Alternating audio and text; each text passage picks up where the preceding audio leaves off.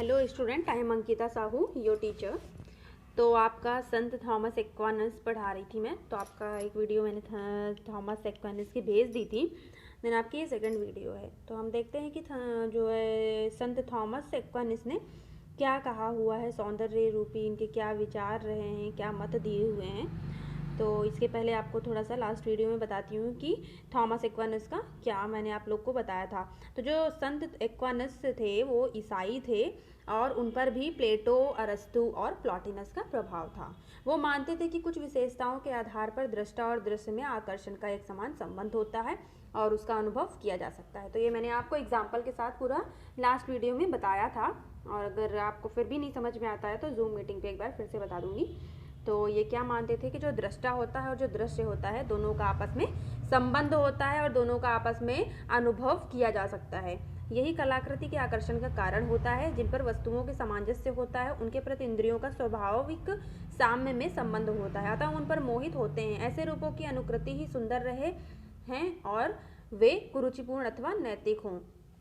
देखिए, तो ये मानते हैं कि अगर कोई चीज़ हमें आकर्षित करती है या आकर्षण का कारण बनती है या कोई भी कलाकृति हो, तो वो अगर हमारे स्वभाव से संबंधित होती है, रिलेटेबल होती है, तो हमारे इंद्रियों को जल्दी से आकर्षित करती है ना। तो हम उससे क्या होते हैं, मोहित होते हैं, उन्हीं चीज़ों पर मोहित होते हैं। तो ऐसे रूपों की अनुकृति चाहे वो जो है कुरुचिपूर्ण मतलब खराब और अनैतिक क्यों ना हो, लेकिन फिर भी हम उसकी तरफ आकर्षित होते हैं। किसकी तरफ? जो हमारे स्वभाव से मिलती जुलती हैं, जो हमारे चीज़ों से सामंजस्य बना के रखती हैं। तो इस सिद्धांत से यह स्पष्ट हो गया है कि सौंदर्य तथा नैतिक एक ही वस्तु नहीं है। यहाँ आकर कला का क्षेत्र धर्म व दर्शन से पृथक हो गया है। तर्कपूर्ण इंद्रिया बोध ही सौंदर्य का आधार बनी। तो जो तर्कपूर्ण और आपका तर्कहीन दोनों मैंने आपको इससे पहले समझाया था, लोजाइनस में भी समझाया था, है ना, प्लॉटिनस में भी समझाया था। तो जो तर्कपूर्ण बता रहे हैं वो किसका? इंद्रियों का और इंद्रिय बोध का आधार बनी हुई हैं। तो संत एक्वानस के अनुसार सौंदर्य तथा शिव एक दूसरे से भिन्न नहीं है। तो इन्होंने जो सौंदर्य है और जो शिव है उन दोनों को भिन्न नहीं बताया है। जब हम सौंदर्य की प्रशंसा करते हैं तो आप प्रत्यक्ष रूप से शिव की ही प्रशंसा करते हैं, और लेकिन फिर भी जो है दोनों में कुछ ना कुछ कहीं पे अंतर होता है, लेकिन संत एक्वानिस ने नहीं माना है उसको। तो शिव वह है जिसे हम चाहते हैं, अर्थात शिव का कोई प्रयोजन होता है, जिसे हम चाहते हैं उसकी ओर प्रवृत्त होते हैं। इससे हमारी चाहने की प्रवृत्ति संतुष्ट होती है, किंतु सौंदर्य बुद्धि तत्व से संबंधित होता है। तो देखिए, जो अभी आपको थोड़ी मतलब अभी मैंने आपको समझाया थोड़ी देर पहले कि जो चीज़ हमारे प्रवृत्ति के अनुरूप होती है तो वो चीज़ हम क्या करते हैं, चाहने की इच्छा कर रखते हैं कि हमें ये चीज़ प्राप्त हो। तो जब हमें वो मिल जाती है तो उस प्रवृत्ति की संतुष्टि हो जाती है, और ये जो है सौंदर्य जो है ये बुद्धि तत्व से संबंधित होता है। यह बुद्धि तत्व इंद्रिय रूपी में प्रत्यक्षीकरण है। सौंदर्य एक विशिष्ट अनुपात तथा सामंजस्य से युक्त होता है, अतः सुंदर वस्तुएं सामंजस्य आदि के कारण ही इंद्रियों को आकर्षित करती हैं। सेम वही चीज़ है कि ये हमारी बुद्धि को और इंद्रिय को प्रत्यक्षीकरण करता है, और सौंदर्य एवं विशिष्ट अनुपात तथा सामंजस्य से युक्त होता है। जो सौंदर्य होता है उसमें अपना अपना एक अनुपात होता है और बैलेंसिंग होती है, सामंजस्य होता है। इसीलिए जो है सुंदर वस्तुएं सामंजस्य आदि के कारण ही हमारे इंद्रियों को आकर्षित करती हैं। जैसा कि अभी बताया आपको कि स्वभाव को जो हमारे पसंद होगी वो चाहे कुरुचिपूर्ण क्यों ना हो, वो हमारे हमको आकर्षित लगती हैं, हमको अपनी तरफ मोहित करती हैं। तो वही चीज़ें सेम बता रहे हैं कि जिनमें सामंजस्य होगा वही चीज़ें हमारे इंद्रियों को जल्दी आकर्षित करेंगी। तो इस आकर्षण का कारण है कि इंद्रियां स्वयं उसी प्रकार के गुणों से युक्त होती हैं और उसी प्रकार की विशेषताओं वाली वस्तुओं में रुचि प्रकट करती हैं। तो हम देखते हैं कि इस वीडियो में क्या है। तो यह ज्ञाता और ज्ञेय का समरूप संबंध है, अतः अनुकृति के द्वारा वस्तु को जितना अधिक समझा जाएगा उतनी ही उसके प्रति मन में धारणा के स्पष्टीकरण में सहायता मिलेगी। तो देखिए, ये जो संबंध बताया हुआ है कि इंद्रियां जो चीज़ों को जिन चीज़ों में हमारी रुचि होती है, इंटरेस्ट होता है, उसकी तरफ ही आकर्षित होती हैं। तो ये क्या है, एक ज्ञाता और ज्ञेय का समरूप संबंध बताया गया है। और अनुकृति के द्वारा वस्तु को जितना अधिक समझा जाएगा, जैसे कोई भी चीज़ आप बार बार उसकी अनुकृति करते हो और उसको बार बार करने के बाद आपको और अच्छी उससे समझ मिलती है, तो क्या होगा, उसके प्रति स्पष्टीकरण, आपको वो चीज़ एकदम स्पष्ट हो जाएगी कि हाँ अब हमें इसको ऐसे करना है। तो इस प्रक्रिया के परिणाम स्वरूप दोनों एक रूपता आती है। इसका आधार दोनों का समरूप संबंध है। तो ये प्रक्रिया करके क्या कि जो अनुकृति के द्वारा आप जितने सूक्ष्मता से चीज़ों को समझोगे तो इस प्रक्रिया के द्वारा जो परिणाम आता है उनमें एक रूपता होती है ना। कभी कभी तो चीज़ें डिफरेंट होने लगती हैं, लेकिन फिर क्या होता है, दोनों एक समान होने लगती हैं, परिणाम और प्रक्रिया दोनों। तो इसका आधार दोनों समरूप संबंध से है। एक्वानिस ने सौंदर्य के 3 मूल तत्वों का उल्लेख किया है, वह यहाँ है। तो देखते हैं इनके 3 मूल तत्व कौन से हैं। पहला है पूर्णता। तो अपूर्णता से कुरूपता जन्म लेती है और पूर्णता से सुंदरता। अपूर्ण होने के कारण ही वस्तु में कुरूप दिखाई देता है। तो ये कुरूप लिखा है, इसको कुरूप कर लेना आप लोग। तो देखिए कोई चीज़ में ये बता रहे हैं कि सौंदर्य होने के लिए तीन ये मुख्य बिंदु इन्होंने बताए हैं, तत्व बताए हैं कि ये 3 चीज़ होनी जरूरी होनी चाहिए। तो पहला है कि पूर्णता होनी चाहिए। क्यों? क्योंकि जो अपूर्णता होती है चीज़ों में, उससे बता रहे हैं कि कुरूपता जन्म लेती है। मतलब वो अगर अपूर्ण रहेगी तो वो कहीं ना कहीं कुरूप लगेगी हमें, तो उससे कुरूपता जन्म लेती है। और जब पूरी हो जाती है किसी चीज़ को, हम बहुत पूर्णता ढंग से करते हैं, पूरी तरह उसको ख़त्म करते हैं, तो उससे क्या होती है, सुंदरता जन्म लेती है। तो पूर्णता जो चीज़ें होती हैं वो सुंदर लगती हैं, और अपूर्ण होने के कारण जो वस्तुएं होती हैं वो कितनी सुंदर क्यों ना हो, क्योंकि लेकिन वो कुरूप दिखाई देती हैं। अब सेकंड इन्होंने अनुपात एवं सामंजस्य बताया है। तो इसके ना होने पर वस्तु कुरूप दिखाई देती हैं। तो देखिए किसी भी चीज़ में अनुपात बहुत ज़रूरी है। अब खाने को ही ले लीजिए आप, अगर खाने में आपने स्वादानुसार नमक नहीं डाला और उसके अनुपात से थोड़ी सी सब्जी और उसमें आपने ज़्यादा नमक डाल दिया, तो वो कैसी सब्जी कड़वी हो जाएगी। तो यही कह रहे हैं कि यहाँ पे तो आपको मैंने खाने का एक एग्जाम्पल दिया है, लेकिन कलाकृति के साथ भी ऐसा होता है कि अगर उसमें आप बहुत ज़्यादा किसी चीज़ को जो है डाल देंगे जो उसमें नहीं जा रही होगी, पेंटिंग्स के साथ या किसी भी चीज़ के साथ, तो क्या होगी, वो कुरूप दिखाई देने लगती है। तो इसीलिए अनुपात और सामंजस्य को लेके ध्यान में रख के काम करना चाहिए, तो उससे उसमें सुंदरता आती है। अब थर्ड है इनका सुस्पष्टता। सुंदर वस्तुओं में आभापूर्ण स्पष्टता भी होती है। तो स्पष्टता होने के साथ ही अगर कोई चीज़ आपको भ्रमित करती है तो वो चीज़ आपको इतनी अच्छी नहीं लगेगी जितनी कि जिस चीज़ में स्पष्टता होगी। तो सौंदर्य अनुभव के 2 ही मार्ग हैं। पहला नेत्र इंद्रिय एवं श्रवण इंद्रिय। स्वाद इंद्रिय एवं गंध इंद्रिय की तुलना में विज्ञान को बहुत अधिक प्रत्यक्ष करती है। तो देखिए यहाँ पे बता रहे हैं कि 2 मार्ग हैं, इंद्रियों के मार्ग बता रहे हैं, एक वैज्ञानिक मार्ग और दूसरा इंद्रिय मार्ग।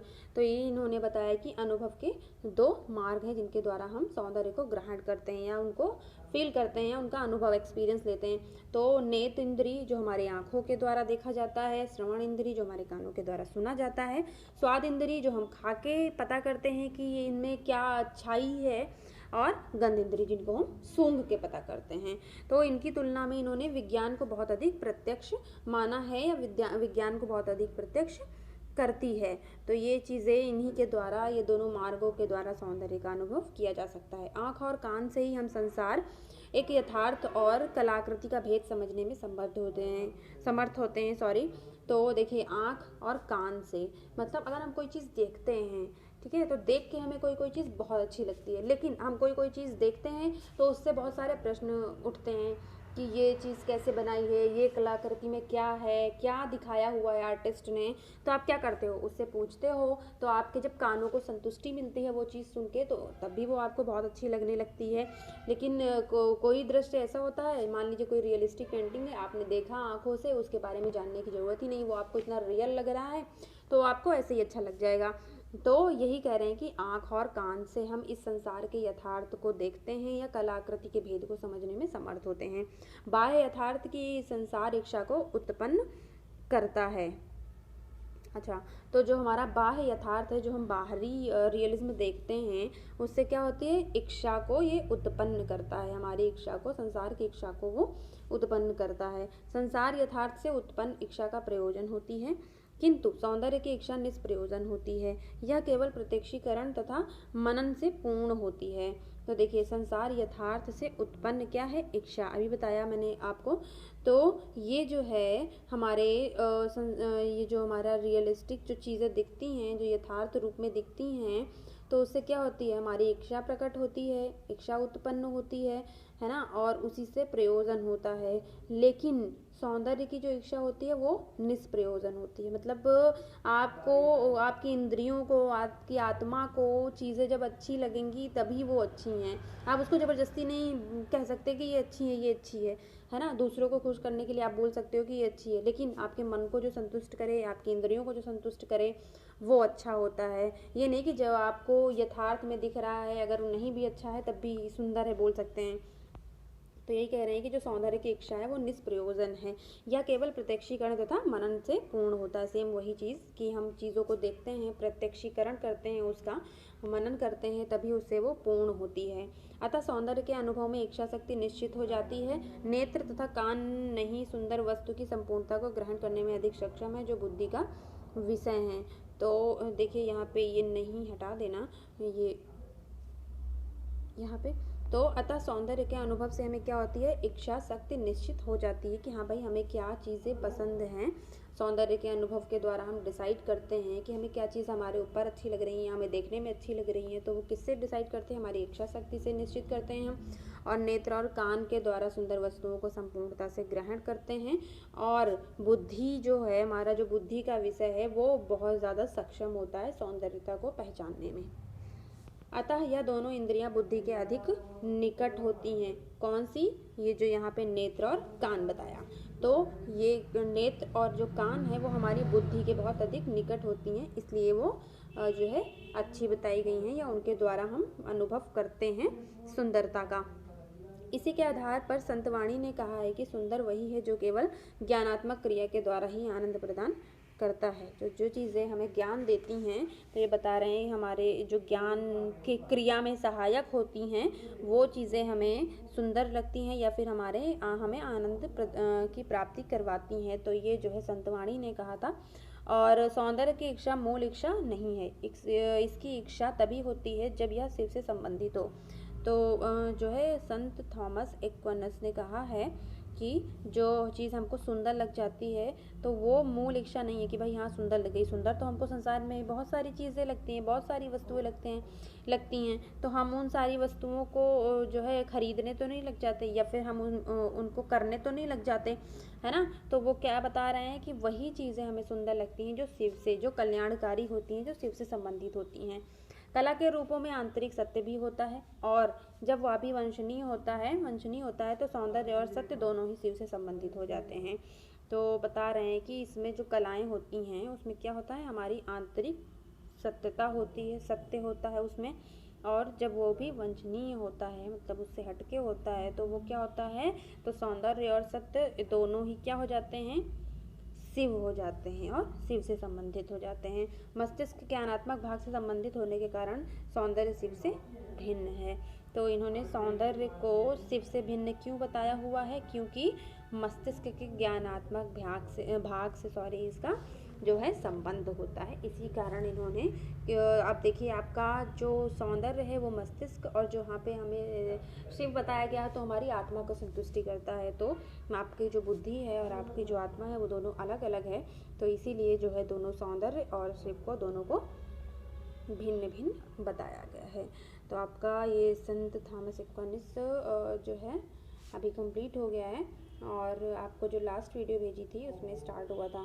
तो ये आप लोग बहुत ध्यान से पढ़िएगा, और जो चीज़ें नहीं समझ में आ रही या फिर जो वर्ड जो लाइन, तो आप मुझसे पूछ सकते हैं जूम मीटिंग पे मेरे साथ, या फिर मुझसे मैसेज करके भी आप लोग पूछ सकते हैं इंद्रियों के बारे में और तर्कपूर्णता के बारे में, ये सारी चीज़ें, और बाकी चीज़ें आप नोट करिए।